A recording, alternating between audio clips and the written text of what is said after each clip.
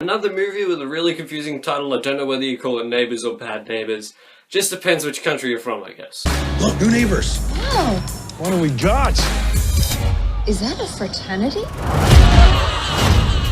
We have to go over there. We've got to be cool. And we say, by the way, keep it down. Well, we won't say it like that. Just like, keep it down. What are you doing with this? Keep it down. Just don't, we've overworked. Neighbours, or Bad Neighbours. So Neighbours is directed by Nicholas Stoller and it stars Seth Rogen, Rose Byrne, Zac Efron and Dave Franco, and it's the story of Mac and Kelly, played by Seth Rogen and Rose Byrne, who are a couple with one baby girl, and a fraternity moves in next door, and it's basically family versus frat. I must say, this is a genius premise. It really is. Maybe, like, you take the neighbor versus neighbor and you just escalate it to family versus fraternity and some crazy thing, and I liked that they kind of put a twist on it, but they're basically doing the same thing again with Neighbours 2 having a sorority instead of a fraternity. Seth Rogen plays a bit more of an adult Seth Rogen, but he's still Seth Rogen, but he's still pretty funny.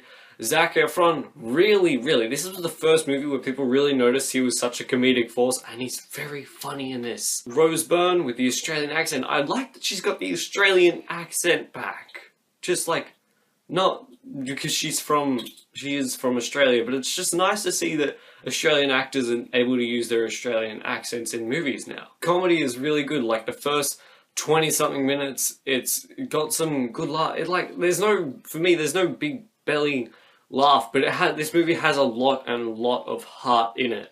It's just like, there's a lot of chuckles, there's a lot of like, there could be big belly moments, but then the comedy, like, you still laugh at it, but it's not that big of a laugh. I really liked their friend character, like the male friend, Seth Rogen's like best friend. He was really good. Watching it, I realized that Seth Rogen's boss is the newspaper guy from Daredevil. That being said, there's not that much else to the movie other than it has a lot of heart. There are very heartfelt moments where you're like, this is really hurting me, and then they kind of resolve it 2 minutes later, and you're like, oh.